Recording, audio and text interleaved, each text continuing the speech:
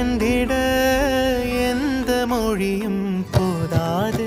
இவன் அண்ணன் பாதி தந்தை மீதி ஆனானே ஆனானே.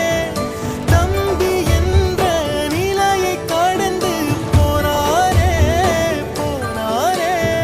யாழி சூழ்ந்த உலகிலே யாவும் அழகாச்சே. வயதை மீறிய வாழ்விலே சிறு கவிதை